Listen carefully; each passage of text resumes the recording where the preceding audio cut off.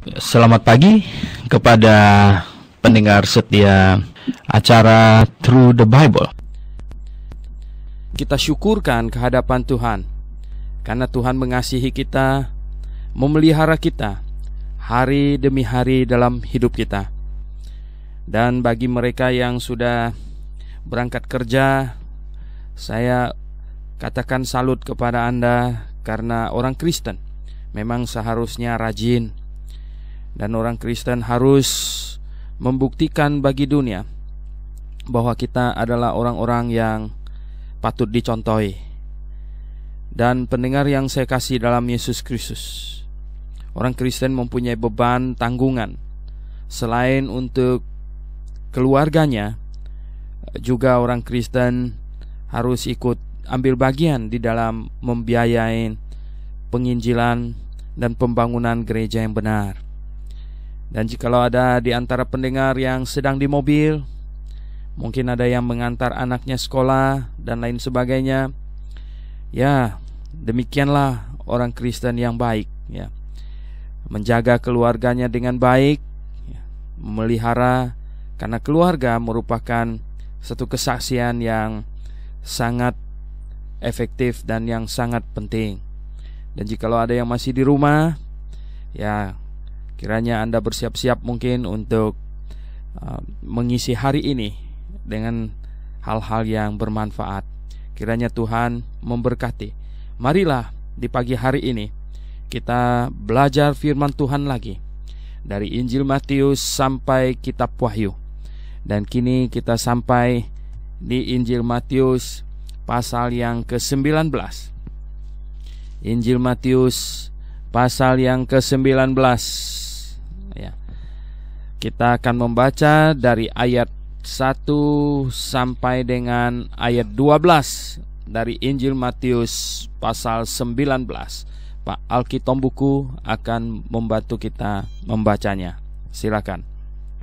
Setelah Yesus selesai dengan pengajarannya itu, berangkatlah ia dari Galilea dan tiba di daerah Yudea yang di seberang Sungai Yordan. Orang banyak berbondong-bondong mengikuti dia dan ia pun menyembuhkan mereka di sana. Maka datanglah orang-orang Farisi kepadanya untuk mencobai dia. Mereka bertanya, "Apakah diperbolehkan orang menceraikan istrinya dengan alasan apa saja?" Jawab Yesus, "Tidakkah kamu baca bahwa Ia yang menciptakan manusia sejak semula menjadikan mereka laki-laki dan perempuan?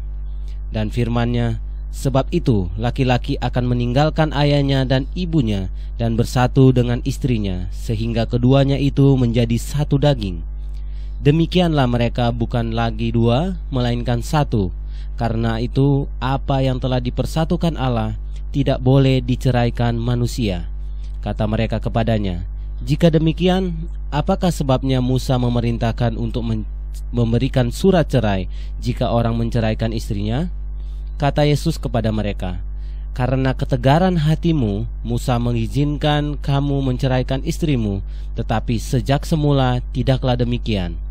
Tetapi aku berkata kepadamu, barang siapa menceraikan istrinya kecuali karena zina, lalu kawin dengan perempuan lain, ia berbuat zina." Murid-murid itu berkata kepadanya, "Jika demikian halnya hubungan antara suami dan istri, lebih baik jangan kawin." Akan tetapi ia berkata kepada mereka, "Tidak semua orang dapat mengerti perkataan itu, sebab mereka dikaruniai saja.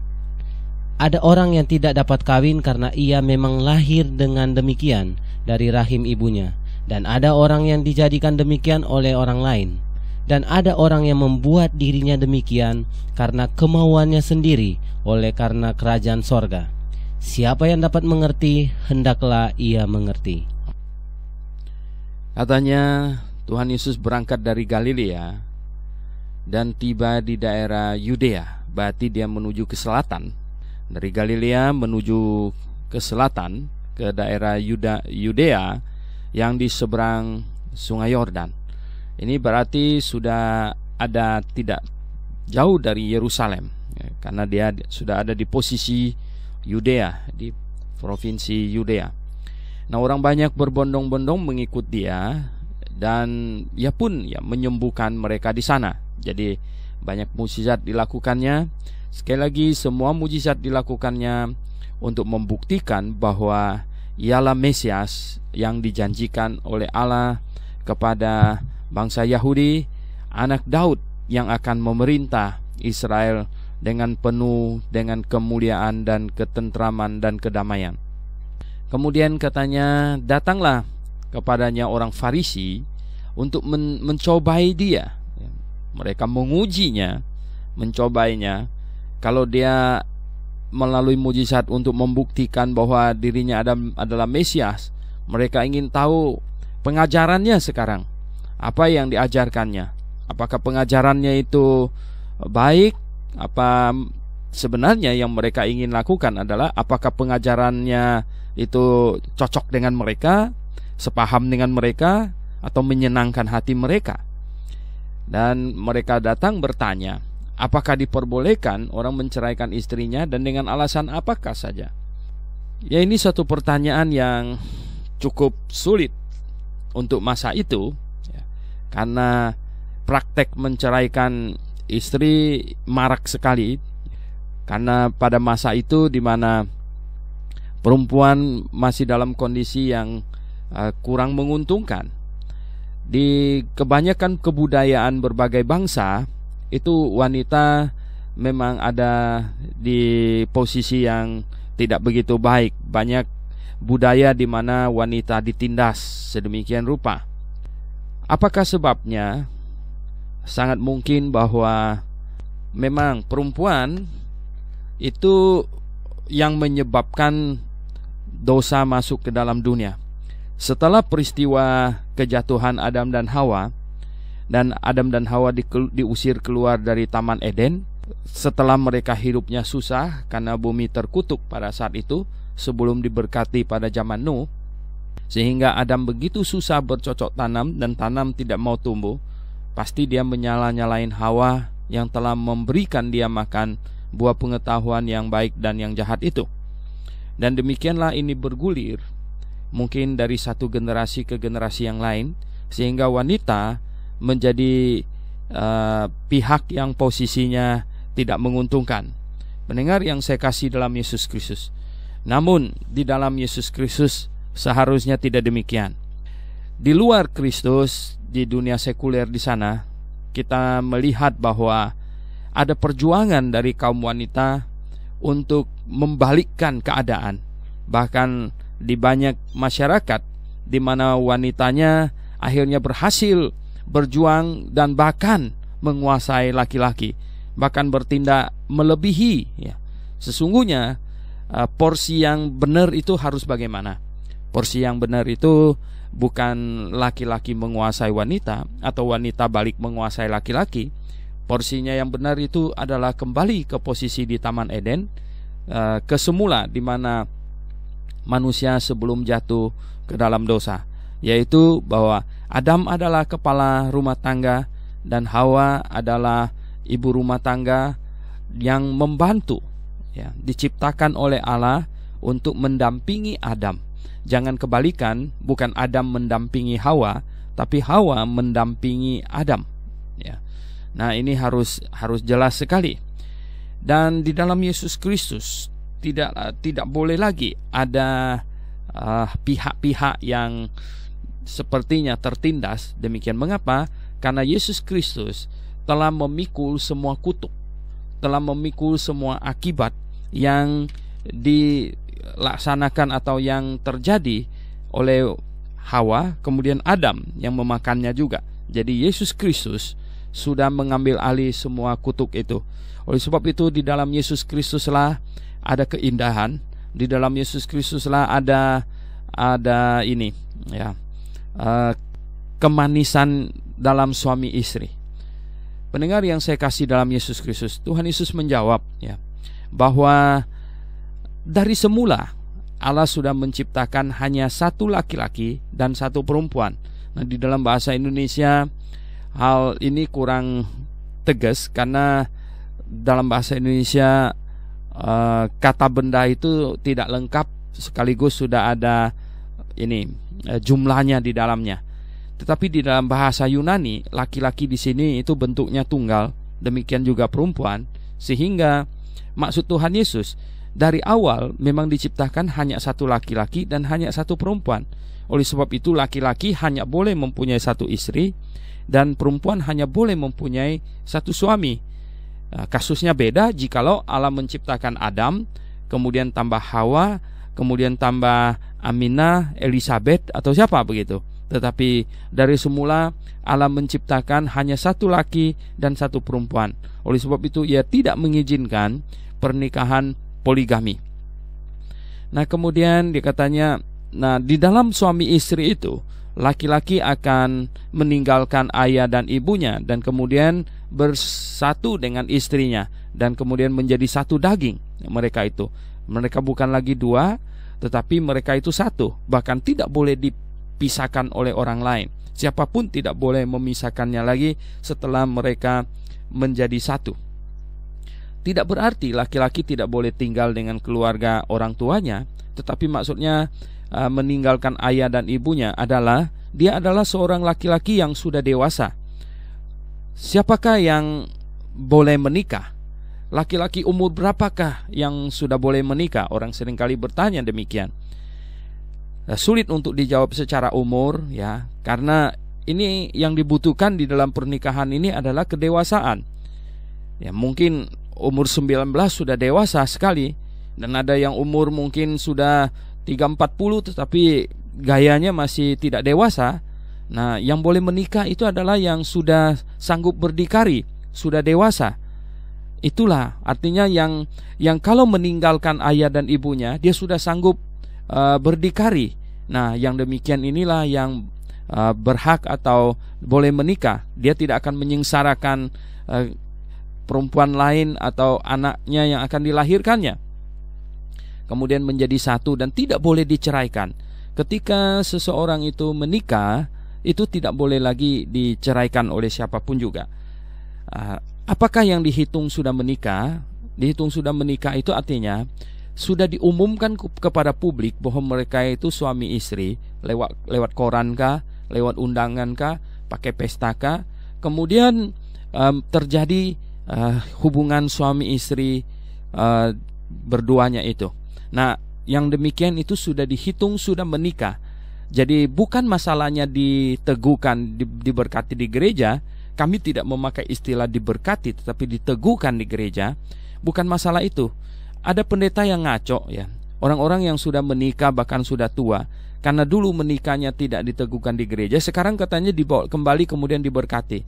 Nah, ini kacaunya bukan main-main. Coba bayangkan kalau mereka berkata demikian. Oh, kalau gitu pernikahan kami yang sudah berlangsung 20 tahun ini nggak sah. Oh, kalau begitu saya boleh ganti dong ya. Nah, akan celaka sekali. Jadi bukan demikian, bukan masalah di gereja atau di mana ya. Tetapi pernikahan itu sah di hadapan Allah kalau diumumkan kepada publik dan kemudian mereka hidup bersama sebagai suami istri, maka itu sudah sah dan tidak boleh dipisahkan lagi. Apa yang telah dipersatukan oleh Allah tidak boleh diceraikan oleh manusia lagi. Dan kemudian katanya, lalu mereka beralasan demikian. Lalu bagaimanakah Musa kok memerintahkan supaya memberikan surat cerai? Katanya, kalau tidak boleh bercerai. Ya memang di dalam Ulangan pasal 24 kita bisa membaca di situ Musa berkata kalau seseorang tidak mau istrinya lagi menceraikannya, harus memberikan dia surat cerai. Ya akhirnya Tuhan Yesus menjawab, karena ketegaran hatimu Musa mengizinkan kamu menceraikan istrimu, tetapi sejak semula tidaklah demikian. Begini, memang menceraikan istri itu atau tidak ada sebenarnya yang menceraikan suami ya. Tetapi yang ada dalam perjanjian lama itu menceraikan istrinya. Nah, menceraikan istri itu suatu kesalahan di hadapan Tuhan, di hadapan Allah. Tetapi jikalau menceraikan istri tambah lagi tidak dikasih surat cerai kepadanya, itu salahnya lebih berat lagi, membuat perempuan itu terkatung-katung. Nah, kalau dia memang diceraikan, maksud Musa itu adalah dia mesti dikasih surat supaya kalau dia menikah dengan orang lain, itu ada pegangan bahwa dia bukan berzina. Sebab kalau tidak diberikan surat cerai, dia dalam posisi yang serba salah. Nanti kalau dia menikah dengan orang lain, ini mantan suaminya yang sudah tidak mau dia itu akan datang menuntut, kamu kok ngambil istri saya? ya akan jadi repot sekali.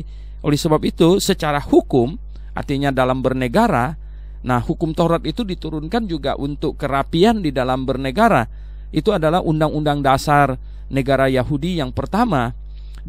Mereka adalah bangsa yang pertama di muka bumi ini yang memiliki undang-undang yang sedemikian rapi. Oleh sebab itulah maka Musa mengizinkan mereka memberikan surat cerai. Tetapi kata Tuhan Yesus, dari awal tidak demikian, tidak boleh menceraikan. Kalau Adam menceraikan Hawa, dia mau kawin sama siapa lagi gitu? Karena memang Tuhan menciptakan satu laki dan satu perempuan. Nah, tetapi di sini kemudian di ayat 9 katanya Tuhan Yesus bilang, jikalau seseorang tidak boleh menceraikan istrinya kecuali karena zina. Nah, kalau kecuali karena zina, kalau kawin lagi maka dia berzina. Oleh sebab itu, nah perceraian yang kelihatannya bisa diterima adalah perceraian yang karena meninggal. Ya, itu karena memang meninggal. Jadi salah satunya meninggal. Kemudian di sini Tuhan katakan kalau berzina. Nah, mengapa berzina ini masuk kategori di mana perceraian yang bisa diterima? Karena begini, suami istri itu setelah diumumkan kepada publik dan kemudian hidup sebagai suami istri bersetubuh, maka mereka sudah menjadi satu. Bersetubuh itu menjadi satu daging, ya, menjadi satu. Nah, ketika salah satunya itu pergi bersetubuh dengan pihak yang lain, berarti dia menyatukan dirinya dengan orang itu, ya. Katakanlah seorang suami pergi ke pelacur, maka dia menyatukan dirinya dengan pelacur itu. Nah, ketika dia menyatukan dirinya dengan pelacur itu, sebenarnya sama artinya dengan mengumumkan bahwa dia memisahkan dirinya dengan istrinya. Demikian juga sebaliknya, seorang wanita yang bersetubuh dengan laki-laki lain bukan suaminya, itu sama dengan bahwa dia menyatukan diri dengan laki-laki lain. Maka sama artinya tindakan itu dia sudah memutuskan atau memisahkan dirinya dengan suaminya. Nah, yang demikian ini kata Tuhan, perceraian yang diizinkan adalah kalau terjadi perzinahan katanya. Nah, lalu kalau tidak, maka yang kawin dengan orang lain itu disebut berzina. Jadi di dalam Alkitab kalau kita dapatkan ada 3 perceraian, yaitu yang ditinggalkan oleh salah satu pasangan meninggal, kemudian karena kasus berzina, kemudian Rasul Paulus bilang itu di dalam 1 Korintus pasal 7 adalah yang diceraikan. Jadi bukan dia yang mau, tetapi dia di pihak yang diceraikan. Nah, pendengar yang saya kasih dalam Tuhan Yesus, di gereja yang benar, yang Alkitabiah, kalau orang mau menikah, kita mau ini strike sekali. Pertama, kita mau yang pasangan yang calon mau menikah itu adalah mereka yang sungguh-sungguh masih pure gitu. Nah, kalau mereka jatuh ke dalam dosa dan mereka mau menikah di gereja, mereka harus berani maju ke depan dan meminta maaf kepada jemaat bahwa mereka sudah jatuh ke dalam dosa. Dan jemaat mengampuni mereka bisa diteguhkan di jemaat. Dan seharusnya mereka harus meminta maaf kepada jemaat atas perbuatan mereka. Kemudian mereka yang kalau sudah janda atau sudah duda adalah yang ditinggal pergi oleh pasangannya yang meninggal misalnya. Dan kemudian kalau ada yang berkata bahwa dia duda atau janda karena pasangannya berzina atau karena dia diceraikan. Nah, untuk yang 2 kasus ini kita tidak meneguhkannya di gereja, tetapi kita bilang bahwa ya kita doakan di rumah, karena untuk 2 kasus ini terlalu sulit untuk membuktikannya, kebenarannya, apakah betul dia yang diceraikan, dia diceraikan, atau dia membuat-buat ulah supaya diceraikan gitu. Dan apakah betul pasangannya berzina dan bagaimana cara membuktikannya? Apakah dia tertangkap basah atau bagaimana? Ini sulit sekali. Dan untuk 2 kasus yang ini, yaitu yang karena berzina dan karena diceraikan, biar ya hati nuraninya dan dia nanti satu hari mempertanggungjawabkannya di hadapan Tuhan. Nah, tetapi yang gereja laksanakan adalah peneguhan nikah janda atau duda yang ditinggal mati oleh pasangannya. Jadi pendengar yang saya kasih dalam Yesus Kristus, murid-muridnya mendengar demikian, mereka langsung kaget dan berkata, wah kalau begitu jangan kawin kalau tidak boleh cerai. Ya, karena orang Yahudi pada zaman itu begitu gampang menceraikan istrinya. Masakannya tidak becus saja bisa diceraikan, ya. Dan ya hanya karena hal-hal sepele mereka bisa diceraikan istrinya itu. Oleh sebab itulah ketika mereka mendengar pengajaran Tuhan Yesus bahwa tidak boleh cerai, mereka berkata, ya, wah jika demikian, katanya, bilang, jika demikian halnya hubungan suami istri itu bahwa itu adalah seumur hidup, lebih baik jangan kawin.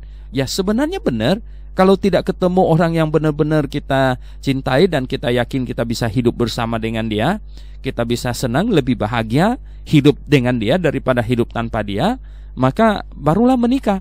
Bukan main gambling gitu, untung-untungan begitu, ya. Itu sangat riskan. Jadi pendengar yang saya kasih dalam Tuhan Yesus, kemudian Tuhan berkata, ya memang, ya, ada orang yang tidak kawin, ya, karena memang dilahirkan demikian. Jadi dilahirkan cacat, ya. Dilahirkan cacat, bukan dilahirkan homo. Dengar baik-baik, ya. Homo itu tidak cacat, ya. Homo itu alatnya semuanya itu talk chair itu.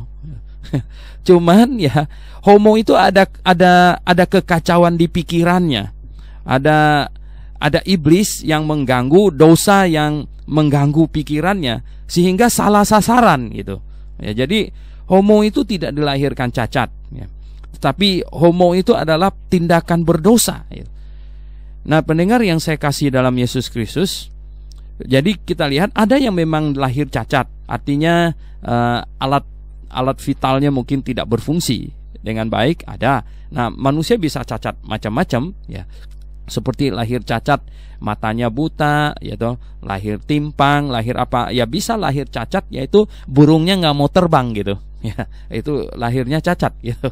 Jadi pendengar yang saya kasih dalam Pak Alkitab buku ketawa di sini. Iya, begitulah.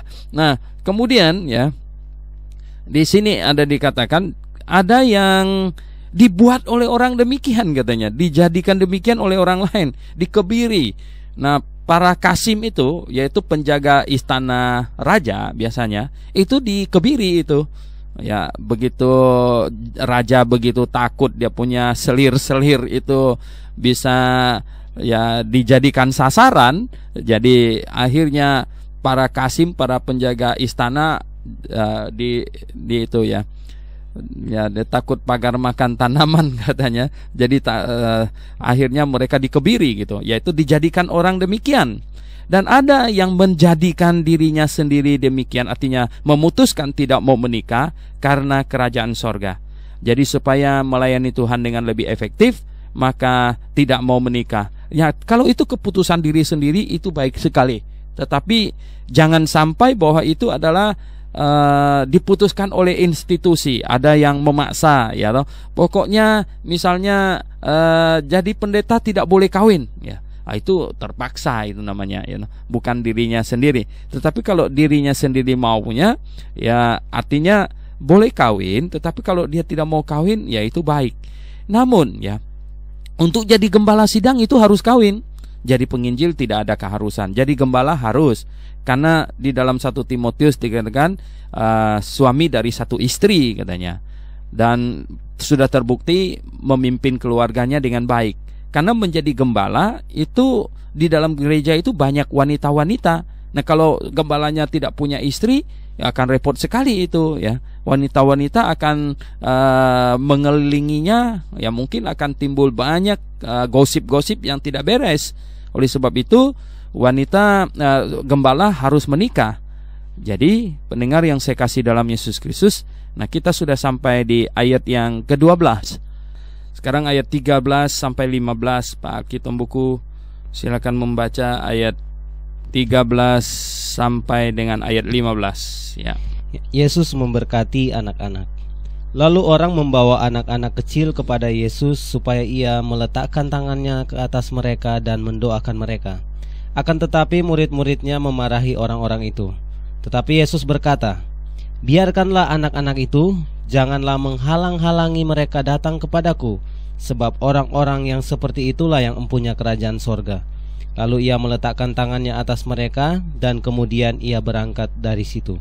Ya, pendengar yang kami kasih di dalam Yesus Kristus, kita lihat sekarang sikap Tuhan terhadap anak-anak dan posisi anak-anak di hadapan Tuhan. Di bawah orang, anak-anak kecil, ya kecil ini berarti yang belum akil balik ya kepada Yesus Kristus, supaya dia meletakkan tangan, ya mendoakan, ya memberkati mereka. Ini adalah kesukaan Tuhan, karena Tuhan tahu bahwa seperti jawabannya bahwa mereka inilah yang mempunyai kerajaan sorga. Tapi murid-muridnya melarang mereka. Biasa ya, anak-anak ribut, ya anak-anak kecil itu ya berisik, jadi merepotkan gitu. Tetapi Tuhan bilang jangan menghalangi mereka, karena mereka lah yang mempunyai kerajaan sorga. Karena ini orang-orang inilah yang sudah pasti masuk sorga. Jadi kalau anak-anak kecil ini yang belum akil balik ini meninggal, mereka pasti masuk sorga. Mengapa? Karena Tuhan Yesus sudah menanggung dosa seisi dunia. Dari dosa Adam dan Hawa sampai dosa manusia yang terakhir, itu sudah ditanggung semuanya. Nah, yang masih belum akil balik, yang masih bayi, anak-anak, itu mereka belum berdosa secara sadar diri, secara bertanggung jawab, accountable. Mereka belum masuk ke dalam umur accountable. Jadi jikalau mereka meninggal, maka penanggungan Tuhan Yesus atas dosa mereka secara otomatis. Tetapi bagi yang sudah masuk ke umur accountable, yang bertanggung jawab dan kemudian berdosa atas kesadaran diri sendiri, sudah menjadi orang berdosa bukan karena hubungan dengan Adam dan Hawa lagi, tetapi sekarang menjadi orang berdosa karena perbuatan dirinya sendiri. Nah, yang demikian ini agar ya dia punya dosa dihitung sudah tertanggung di atas kayu salib, atau penyaliban Tuhan Yesus dihitungkan kepadanya, dia harus mengaku dirinya berdosa dan percaya kepada Yesus Kristus ya. Jadi dia harus percaya kepada Yesus, bertobat dan percaya kepada Tuhan Yesus. Itu bagi yang sudah mencapai umur accountable. Jadi pendengar yang saya kasih dalam Yesus Kristus, dan Tuhan Yesus memberkati anak-anak itu. Nah, di sini kita lihat ya, di gereja yang benar ya, bayi atau anak-anak tidak dibaptis ya, melainkan ya didoakan. Ya didoakan tidak apa-apa, tetapi hati-hati dengan mendoakan anak-anak ini. Jangan seperti di agama tertentu ya, katanya anaknya dipungut anak jadi anak Kuan Im gitu ya, atau apa gitu ya toh. Terus gereja ikut-ikutan ada Godfather, Godmother begitu. No, tidak ada macam begitu ya. Bayi tidak boleh dibaptis. Tidak ada sedikit pun, secuil pun keterangan di dalam Alkitab di mana bayi boleh dibaptis. Tetapi ya di sini hanya dibawa untuk didoakan. Ini pun harus hati-hati. Doakan apa? Orang tua yang membawa anaknya didoakan itu harus berjanji di hadapan jemaat bahwa mereka berjanji komit untuk membesarkan anak-anak mereka di hadapan Allah dan sesuai dengan Alkitab. Jadi orang tuanya yang berjanji, baru kemudian anak itu didoakan di hadapan jemaat. Jadi bukan anaknya diserahkan kepada Tuhan, biar Tuhan pelihara ya. Tuhan sudah pasti pelihara ya. Itu tidak usah diserahkan juga dipelihara. Jadi apakah yang tidak diserahkan itu dibiarin biar dimakan anjing gitu? Yang diserahkan saja yang dipelihara. Nah, bukan demikian ya. Tuhan sudah pasti pelihara. Tetapi acara mendoakan anak di hadapan jemaat itu adalah orang tuanya berjanji mau membesarkan anaknya sesuai dengan kebenaran firman Tuhan di hadapan Tuhan. Nah, janji ini yang dipegang dan ini yang dinyatakan kepada jemaat. Oke, sekarang kita akan melihat ayat 16 sampai 26. Silakan Pak Alki membacanya. Orang muda yang kaya. Ada seorang datang kepada Yesus dan berkata, "Guru, perbuatan baik apakah yang harus kuperbuat untuk memperoleh hidup yang kekal?" Jawab Yesus, "Apakah sebabnya engkau bertanya kepadaku tentang apa yang baik? Hanya satu yang baik. Tetapi jikalau engkau ingin masuk ke dalam hidup, turutilah segala perintah Allah." Kata orang itu kepadanya, "Perintah yang mana?" Kata Yesus, "Jangan membunuh, jangan berzina, jangan mencuri, jangan mengucapkan saksi dusta, Hormatilah ayahmu dan ibumu, dan kasihilah sesama manusia seperti dirimu sendiri. Kata orang muda itu kepadanya, semuanya itu telah kuturuti, apalagi yang masih kurang? Kata Yesus kepadanya, jikalau engkau hendak sempurna, pergilah, jualah segala milikmu, dan berikanlah itu kepada orang-orang miskin, maka engkau akan beroleh harta di sorga. Kemudian datanglah kemari dan ikutlah aku. Ketika orang muda itu mendengar perkataan itu, pergilah ia dengan sedih, sebab banyak hartanya. Yesus berkata kepada murid-muridnya, Aku berkata kepadamu, sesungguhnya sukar sekali bagi seorang kaya untuk masuk ke dalam kerajaan sorga. Sekali lagi aku berkata kepadamu, lebih mudah seekor onta masuk melalui lubang jarum daripada seorang kaya masuk ke dalam kerajaan Allah. Ketika murid-murid mendengar itu, sangat gemparlah mereka dan berkata, jika demikian, siapakah yang dapat diselamatkan? Yesus memandang mereka dan berkata, bagi manusia hal itu tidak mungkin, tetapi bagi Allah segala sesuatu mungkin. Oke, pendengar yang saya kasih dalam Yesus Kristus, ini termasuk pasal yang kita perlu perhatikan dengan seksama dan hati-hati. Seorang datang kepada Yesus Kristus dan berkata, Guru, perbuatan baik apakah yang harus kuperbuat untuk memperoleh hidup yang kekal? Ini pertanyaan yang salah. Ini pertanyaan kebanyakan manusia yang menyangka bahwa masuk surga itu dengan berbuat baik, dengan berbuat ini dan berbuat itu. Ya, jadi ini sudah mewakili pandangan dunia yang salah konsep bahwa masuk surga itu melalui perbuatan baik. Jadi orang muda ini sudah datang sudah dengan konsep yang salah duluan begitu. Dan kemudian jawab Yesus, ya, Tuhan ikutkan saja. Apakah sebabnya engkau bertanya kepadaku tentang apa yang baik? Ya, hanya yang satu yang baik. Ya, di tempat yang lain, di Injil Lukas dan lain sebagainya, Tuhan Yesus bilang, mengapa engkau panggil aku guru yang baik? Hanya satu yang baik, yaitu Allah. Oleh kelompok yang tertentu, ya, dari saksi Yehova pernah datang kepada saya. Dia berkata bahwa di sini membuktikan Yesus menolak dirinya Allah. Sebenarnya justru kebalikannya. Yesus ketika Yesus dipanggil guru yang baik, ya, kemudian Tuhan Yesus bilang, mengapa engkau panggil saya guru yang baik? Karena hanya ada satu yang baik, yaitu Allah. Sebenarnya Tuhan Yesus ingin berkata bahwa, apakah engkau sungguh mengakui saya Allah? Tuhan ingin pertegas kepada pemuda ini. Ya, memang kalau mau dipelintir, ya ayat-ayat semuanya akan terpelintir gitu.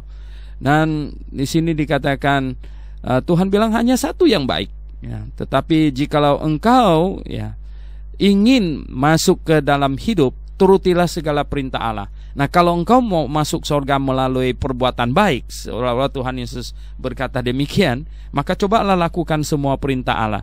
Kalau engkau mau masuk surga dengan perbuatan gitu. Nah, kata orang itu kepadanya, ini orang ini masih bingung ini ya, perintah yang mana? Kata Yesus, ya jangan membunuh segala macam, yaitu dia itu kasih tahu, hafalkan itu hukum Taurat gitu. Hukum Taurat. Nah, kata orang muda itu kepadanya, semuanya itu telah kuturuti, apalagi yang masih kurang. Pendengar yang saya kasih dalam Yesus Kristus, ini orang muda yang hebat ini ya. Sudah kaya, ya, lumayan beribadah, dan ya terlihat sekali bahwa dia itu adalah seorang muda yang mungkin lumayan sombong juga, karena dia berkata bahwa semua hukum Taurat itu sudah dia laksanakan. Betulkah? Nah, kalau betul sudah laksanakan semuanya, engkau sebenarnya sudah tidak perlu juru selamat lagi gitu. Kalau seseorang memang bisa tidak melanggar hukum Taurat, 10 hukum itu, engkau tidak perlu juru selamat sebenarnya. Orang yang perlu juru selamat adalah orang yang tidak sanggup melaksanakan tidak sanggup untuk tidak melanggar 10 hukum itu. Ya, siapakah yang tidak pernah mengatakan sesuatu yang bohong, you know? Wah, orang muda ini kelihatannya kelewat sombong ini ya. Dia berkata dia sudah laksanakan semua hukum Taurat. Ya. Nah, sekali lagi, kalau orang memang bisa melaksanakan seluruh hukum Taurat, kalau dia memang betul-betul tidak ada dosa sedikit pun, ya, dia pasti masuk surga dan dia tidak perlu juru selamat. Tetapi sesungguhnya, ya, Kita ini tidak mungkin demikian. Nah, Tuhan Yesus sengaja sebenarnya mau membuat dia mengakui bahwa dia adalah orang berdosa. Nah, kalau dia orang berdosa, maka dia memerlukan juru selamat. Tetapi kata orang muda itu kepadanya, semuanya itu telah kuturuti, katanya. Apalagi yang kurang? Hebat sekali dia. Sebenarnya ini hanyalah satu perasaan yang semu gitu ya, rasa tidak berdosa. Nah, di dunia ini kita ketemu dengan banyak orang yang demikian, yang merasa dirinya suci itu. Orang yang sok suci seperti pemuda ini lumayan banyak. Padahal cukup satu dosa saja kita sudah tidak mungkin bisa masuk surga. Mengapa? Karena surga itu maha kudus. Dan cukup satu dosa saja kita tidak mungkin menghampiri Allah. Mengapa? Karena Allah itu maha kudus. Jadi, pendengar yang saya kasih dalam Yesus Kristus, dosa harus diselesaikan. Dosa diselesaikan dengan apa? Dengan penghukuman. Itulah sebabnya ketika manusia jatuh ke dalam dosa, Allah segera menjanjikan juru selamat. Dan bagaimanakah cara juru selamat menyelamatkan kita? Yaitu dengan menyerahkan dirinya untuk dihukumkan. Dihukumkan bagi kita. Jadi Yesus Kristus tersalib di atas kayu salib adalah menerima hukuman atas dosa. Bukan dosa dia, tapi atas dosa seisi dunia, atas dosa umat manusia. Jadi sebelum Yesus Kristus tersalib di atas kayu salib, Allah suruh manusia melakukan ibadah simbolik yang menggambarkannya. Ibadah simbolik itu apa? Yaitu ambil domba, dan domba itu kemudian ditaruh di atas mezbah dan disembelih. Dan penyembelihan domba ini adalah menggambarkan dosa dijatuhi hukuman. Karena kita berdosa, maka dosa kita hanya dapat diselesaikan dengan dijatuhi hukuman. Jadi pendengar yang saya kasih dalam Yesus Kristus, Tuhan Yesus bilang ya kepada pemuda ini, jikalau engkau hendak sempurna, pergilah juallah segala milikmu dan berikanlah itu kepada orang-orang miskin, maka engkau akan beroleh harta di sorga. Kemudian datanglah kemari dan ikutlah aku. Pendengar yang saya kasih dalam Yesus Kristus, Tuhan sebenarnya sangat bermurah hati kepada pemuda ini. Tuhan melihatnya dengan penuh kasihan. Dia adalah pemuda yang berusaha, ada usaha, dan dia adalah pemuda yang ini overconfident. Dia merasa dia hebat, dia sudah berusaha, dan dia merasa dia suci. Tetapi sebenarnya dia kurang banyak. Dan Tuhan Yesus sekarang menantangnya. Kalau dia betul-betul seorang yang mau mencari kebenaran, maka hanya satu lagi penghalangnya. Kalau dia berani menjual hartanya dan kemudian dia ikut Tuhan Yesus, maka mungkin kalau dia berani melakukan itu, dia akan termasuk ke dalam salah satu rasul. Jadi pendengar yang saya kasih dalam Yesus Kristus, tetapi pemuda ini katanya dia ketika orang muda itu mendengar perkataan itu, pergilah ia dengan sedih sebab banyak hartanya. Banyak hartanya. Pendengar yang saya kasih dalam Yesus Kristus, harta bisa menyebabkan orang sombong. Lihat betapa sombongnya pemuda ini. Dia menyangka dia sudah cukup hebat, ya. Bahkan dia menyangka dia sudah melaksanakan hukum Taurat, karena orang-orang pada memujinya. Hampir tidak ada orang yang berani mengecamnya, sehingga dia menyangka dirinya sudah suci. Dan Tuhan Yesus berusaha untuk membuat dia mengerti bahwa hartanya itu tidak bisa membawa hal positif baginya dalam hal keselamatan jiwanya. Oleh sebab itulah Tuhan Yesus ingin memperlihat kepadanya, bahkan hartanya itu telah menjadi penghalang baginya untuk masuk surga. Hartanya itu telah membuat dirinya menjadi sombong. Hartanya telah membuat dirinya yakin bahwa dia tidak berdosa. Nah, hartanya telah membuat dirinya yakin bahwa dia itu orang baik. Mungkin karena dia memang seringkali berbuat baik, sehingga hartanya sebenarnya telah menjerumuskan dia. Nah, Tuhan Yesus ingin menolongnya dengan berkata, jualah seluruh hartamu yang telah menjadi batu sandungan bagimu, yang telah membuat hatimu menjadi sombong. Jualah hartamu itu dan ikutlah aku. Dan ternyata dia tidak berani. Pendengar yang saya kasih dalam Yesus Kristus, di dunia ini banyak orang yang terlihat sepertinya cinta kebenaran. Saya katakan sepertinya gitu. Tetapi ketika tantangan diberikan, mereka langsung terbukti tidak cinta kebenaran. Betapa banyak orang yang datang kepada saya dia berkata, Dr. Liao, katanya, saya sesungguhnya meyakini bahwa pengajaran Anda sangat alkitabiah. Saya sudah yakin itu, ya. Tetapi kemudian saya berkata, ya, kalau Anda yakin sesuatu yang benar dan Anda yakin Anda sedang ada di posisi yang salah, mengapa Anda tidak berani meninggalkan yang salah kemudian memegang yang benar? Mengapa Anda tidak berani membuang yang salah kemudian memegang yang benar? Dan ketika mereka merenungkan tentang harga yang harus dia bayar, ya mungkin jabatan mereka yang akan hilang, ya mungkin teman-teman mereka ya di gereja yang salah yang akan ya kehilangan teman dan lain-lain sebagainya. Akhirnya mereka tidak berani. Akhirnya mereka pergi dengan sedih. Seperti pemuda ini, katanya mendengar perkataan itu, ia pergi dengan sedih. Nah, pendengar yang saya kasih dalam Yesus Kristus, habis pemuda ini pergi, Tuhan Yesus langsung mengajar kepada murid-muridnya. Dan dia berkata, sungguh sukar sekali bagi seorang kaya untuk masuk ke dalam kerajaan sorga. Bahkan Tuhan Yesus membandingkan seekor onta masuk lubang jarum, ya. Makanya masih lebih mudah daripada orang kaya masuk ke dalam kerajaan sorga. Pendengar yang saya kasih dalam Tuhan Yesus, teolog-teolog liberal, ya, yang juga terperanjat bersama-sama dengan murid Tuhan ini, itu mulai menafsirkan bahwa lubang jarum di sini yang dimaksud itu adalah pintu kecil yang di samping pintu gerbang dan lain sebagainya. Itu nonsen, ya. Mengapa? Karena di sini terbukti bahwa murid-muridnya semuanya kagetnya bukan main. Dan katanya mereka ini ya, sampai-sampai katanya mendengar itu gempar. Katanya gempar itu berarti itu bukan cuma kaget ya, bahkan sudah gempar katanya, no? Nah, sampai mereka berkata bahwa siapa yang dapat diselamatkan? Artinya siapa yang bisa masuk surga? Anda tahu lubang jarum berapa kecil, ya, dan Anda tahu onta berapa besar, ya, no? Nah, bagaimana mungkin onta yang begitu besar bisa masuk ke dalam lubang jarum? Jadi siapa yang bisa diselamatkan? Mereka mulai bertanya demikian. Saya sering kali berkata bahwa jangankan ontanya bisa masuk lubang jarum, bulunya aja nggak masuk. Jadi pendengar yang saya kasih dalam Yesus Kristus, ini jelas Tuhan Yesus tidak berkata pintu kecil segala macam. Betul-betul dia berkata jarum itu, ya, jarum.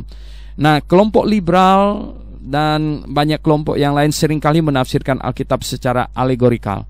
Kita mempunyai aturan. Jikalau satu perkataan di dalam Alkitab masih bisa ditafsirkan secara literal, itu tidak patut ditafsirkan secara alegorikal. Sebab kalau yang masih bisa dimengerti secara literal dialegorikalkan, ya, maka kita tidak bisa menafsirkan Alkitab lagi, tidak bisa mengerti kebenaran, bahkan kita tidak bisa ngomong. Sebab kalau saya bilang saya mau pulang, dan itu dikiaskan atau dialegorikalkan bahwa maksud saya mau datang gitu, mana mungkin kita tidak bisa ngomong lagi. Saya bilang itu bebek, nah dikiaskan bahwa sebenarnya itu ayam, bagaimana mungkin? Jadi di sini Tuhan Yesus bilang lubang jarum yang lubang jarum. Tetapi Tuhan bilang apa yang mustahil bagi manusia tidak mustahil bagi Allah. Jadi keselamatan sebenarnya hanya datang dari Allah, hanya dari Allah saja. Dan ya, jikalau Injil diberitakan, kita lihat mungkin ada orang-orang kaya yang bisa tersentuh. Kita lihat mereka bisa, ya, orang-orang miskin lebih gampang diselamatkan. Itulah sebabnya ketika Yohanes Pembaptis bertanya kepada Yesus, apakah dia Mesias atau mereka harus menunggu yang lain? Tuhan berkata apa? Orang buta sudah melihat, orang lumpuh berjalan, dan Injil sudah diberitakan kepada orang-orang miskin. Nah, orang-orang miskinlah yang lebih gampang diselamatkan. Orang-orang miskinlah berbahagia. Orang-orang kaya banyak yang akan masuk neraka. Karena apa? Karena kesombongan mereka, karena harta yang mereka miliki telah menjerumuskan mereka, telah menyebabkan mereka sombong. Oke, pendengar yang saya kasih dalam Yesus Kristus, mungkin Anda lumayan kaya, dan jikalau Anda tinggalkan harta terlalu banyak untuk anak-anak Anda, dan bukan yang hasil usaha mereka, yang saya khawatir adalah Anda telah menjerumuskan dia ke dalam neraka. Karena apa? Kesombongan dia akan menyebabkan dia sulit untuk menerima Injil. Maka kesombongannya akan membuat dia menjauh dari kebenaran. Dia tidak bisa dinasehati lagi suatu hari. Oke, selanjutnya kita akan membahas ayat 27 sampai ayat 30. Pak Alki silakan membacanya untuk kita. Upah mengikut Yesus. Lalu Petrus menjawab dan berkata kepada Yesus, "Kami ini telah meninggalkan segala sesuatu dan mengikut Engkau. Jadi apakah yang akan kami peroleh?" Kata Yesus kepada mereka, "Aku berkata kepadamu, sesungguhnya pada waktu penciptaan kembali, apabila Anak Manusia bersemayam di tahta kemuliaannya, kamu yang telah mengikut Aku akan duduk juga di atas 12 takhta untuk menghakimi kedua belah suku Israel. Dan setiap orang yang karena namaku meninggalkan rumahnya, saudaranya laki-laki atau saudaranya perempuan, bapa atau ibunya, anak-anak atau ladangnya, akan menerima kembali 100 kali lipat dan akan memperoleh hidup yang kekal. Tetapi banyak orang yang terdahulu akan menjadi yang terakhir, dan yang terakhir akan menjadi terdahulu." Oke, pendengar yang saya kasih dalam Yesus Kristus, ini masih menyangkut perikop yang di atas, di mana Petrus yang mungkin yang paling gempar di antara murid-muridnya, karena Petrus ini adalah salah satu rasul yang mempunyai istri yang sudah dia tinggalkan sementara, tentu ikut mertuanya, dan dia sekarang jalan bersama dengan Tuhan Yesus. Dia sudah tinggalkan semuanya katanya, mengikut Yesus sekarang. Nah, apa yang akan diperoleh katanya? Apakah yang akan kami peroleh katanya? Nah, sampai pada detik ini, sampai pada saat ini Petrus bertanya ini, murid-murid masih dihantui oleh satu sikap bahwa mereka itu akan memperoleh keuntungan secara jabatan kah, materi kah, atau apa, ya. Nah, Tuhan Yesus tahu mereka sedikit demi sedikit mengajar. Mungkin sampai nanti penyaliban Tuhan Yesus, kelihatannya demikian, baru murid-murid ini shock, ya. Shock karena guru yang mereka harapkan untuk menjadi raja dan mereka sudah mengikutinya sekian lama, ternyata sekarang sudah disalibkan dan ternyata tidak melawan, tidak memerintahkan mereka untuk angkat senjata dan sebagainya. Dan sesudah kebangkitan, kemudian Tuhan mengajar kepada mereka bahwa karena penolakan bangsa Yahudi, maka kedatangannya yang pertama ini itu hanya membereskan penyakit rohani, yaitu dosa. Nanti kedatangan yang kedua kali akan membereskan umat manusia dari penyakit jasmani. Jadi pendirian kerajaan Daud yang tadinya direncanakan ditunda, ya, di-delay. Dan murid-murid memang bertanya di Kisah Rasul pasal 1, kapan itu? Tuhan bilang, engkau tidak perlu tahu hari, waktu dan saatnya, karena apa yang telah ditetapkan oleh Bapa. Yang penting kamu akan menerima kuasa dan jadi saksi Tuhan mulai dari Yerusalem, Yudea, Samaria sampai ke ujung bumi. Nah, di sini katanya Petrus mempersoalkan upah ini. Tuhan Yesus berkata, ya, oke, kalian akan menerima upah, ya. Yesus berkata, aku berkata kepadamu, sesungguhnya pada waktu penciptaan kembali, ya, apabila Anak Manusia bersemayam di tahta kemuliaannya, itu maksudnya itu adalah di kerajaan 1000 tahun. Kamu yang telah mengikut aku akan duduk juga di atas 12 tahta, yaitu di dalam kerajaan 1000 tahun, ya, 12 tahta untuk menghakimi ke-12 suku Israel, akan memerintah 12 suku Israel. Dan setiap orang yang karena namaku meninggalkan rumahnya, saudaranya laki-laki atau perempuan, ya, dan ladangnya itu akan menerima kembali 100 kali lipat dan akan memperoleh hidup yang kekal.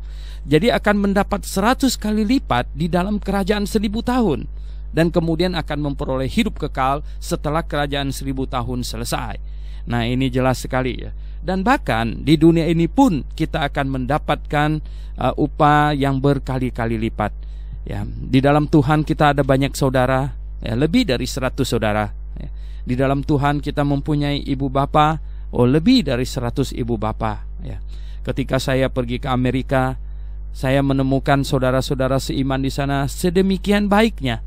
Mereka seperti saudara saya, ya. Mereka seperti ibu bapa saya yang tua-tua. Ya, saya mempunyai banyak ibu bapa, jadinya mempunyai banyak saudara. Selain ibu bapa kandung saya, saudara kandung saya juga memiliki saudara di dalam Tuhan yang begitu banyak, ya. Ibu bapa di dalam Tuhan yang begitu banyak, dan anak-anak di dalam Tuhan yang begitu banyak, ya. Jadi betul, ya, kita mendapat ganti berkali-kali lipat. Terlebih lagi jikalau itu dihitung secara rohani, maka nilainya tak terhingga. nilainya tak terhingga. Nah, itu upah kita mengikut Yesus Kristus. Bagi orang yang melayani Tuhan Yesus Kristus, bagi orang yang telah mengkomitkan hidupnya untuk melayani Tuhan Yesus Kristus, tidak mungkin Tuhan merugikan kita. Tuhan tidak mungkin, sekali lagi mustahil Tuhan akan merugikan kita. Tuhan yang maha kaya, Tuhan yang maha baik, Tuhan yang sungguh memiliki alam semesta ini, masakan Dia merugikan kita, yang orang yang sudah tidak punya apa-apa. Dan bahkan Tuhan akan melimpahkan hidup kita dengan berkat-berkat-Nya. Tetapi sekali lagi, jangan sampai kita terpleset oleh teologi sukses. Jikalau Tuhan dalam waktu sementara kita di dunia ini menjadi saksinya, kalau kita harus menderita, ingat ya, itu adalah untuk menabung ke depan. Ya, berkat Tuhan tidak dijanjikan akan diberikan kapan. Ya, mungkin di saat kita sudah agak tua, atau mungkin di saat kita sudah sangat tua sekali, Tuhan rencananya memelihara kita memakai cara tertentu. Tuhan memelihara kita. Atau mungkin di dunia ini kita mengalami kesusahan dari awal sampai akhir, susah terus. Berarti Tuhan mau kita bersaksi demikian melalui kesusahan hidup kita, sehingga melalui kesusahan hidup kita, kita memberikan kekuatan kepada orang-orang yang susah. Dan hadiah yang Dia mau kasihkan kepada kita ternyata ditabung, disimpan dulu, nanti diberikan kepada kita di sorga. Itu kita harus penuh dengan sukacita menerima semua keadaan. Jadi pendengar yang saya kasih dalam Yesus Kristus, dan ada yang terakhir di sini dikatakan, yang terdahulu akan jadi yang terakhir, dan yang terakhir akan terjadi yang terdahulu. Adalah jikalau kita mempermasalahkan mengenai upah di dunia ini, maka kita akan tersandung. Orang yang terdahulu akan mundur mungkin menjadi yang terkemudian, dan orang yang terkemudian mungkin akan maju pesat karena kasih karunia Tuhan, karena Dia memandang jauh ke depan. Sekarang kita mau menjadi yang mana? Yang tersandung atau yang maju terus ke depan? Kita yang menjadi akan jadi yang terdahulu, yang kemudian jadi yang terakhir, atau kita yang jadi yang terakhir kemudian menjadi yang terdahulu? Kita silakan pilih. Dan marilah kita berjalan dengan baik. Marilah kita jalani hidup ini, kita melayani Tuhan dengan baik, memandang ke depan, memandang kepada Tuhan, memandang kepada kekekalan. Jangan memandang terlalu singkat, terlalu pendek di muka bumi ini. Pendengar yang saya kasih dalam Tuhan Yesus, demikianlah pembahasan kita. Waktulah yang memisahkan kita. Besok kita akan melihat pasal 20. Mari kita berdoa. Bapa di sorga, kami mengucap syukur atas kasih setia-Mu. Kami tahu Engkau menuntun hidup kami, Tuhan, dengan firman-Mu. Oleh sebab itu, biarlah Tuhan kami merendahkan hati kami, membiarkan firman-Mu menuntun hidup kami. Dan kami berusaha menerapkan firman-Mu ke dalam hidup kami. Karena dengan demikian itulah Engkau menuntun hidup kami. Kami mengucap syukur Bapa di sorga. Dalam nama Tuhan Yesus Kristus kami berdoa. Amin.